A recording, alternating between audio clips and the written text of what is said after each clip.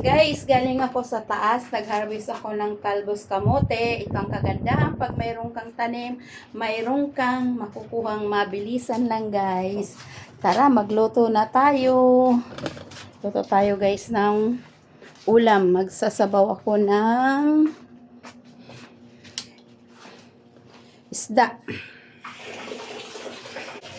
Ito pala guys, yung aking pinapakulong tubig na mayroong kamatis, sibuyas at siling pangsigang.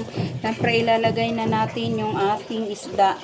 Isdang hasa-hasa guys ang ating lulutuin ngayon kasi si Grandpa nag-request na magsabaw daw uli ako ng isda.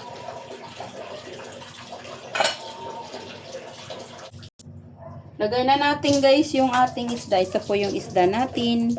Hasa-hasa. Natuluan ko na yan guys. At takpan lang natin. Guys, check na natin yung ating niluluto. Yan. Dinagdagan ko nga pala yan guys. Kasi dumating yung aking ampon. Ay hihingi daw siya ng ulam. At syempre guys, ito ang ating gulay. Ang ating talbos kamote. Ilalagay na natin.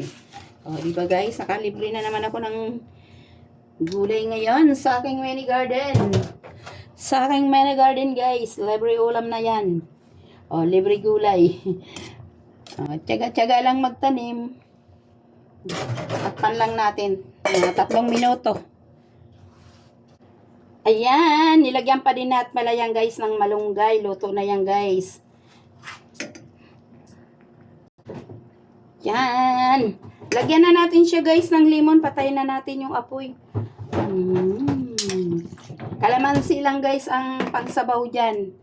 Yan, sapat na. Ayan lang guys. Thank you for watching. Pwede namang paki-share and like sa ating YouTube channel. Bagong update ng lola nyo. Bye-bye!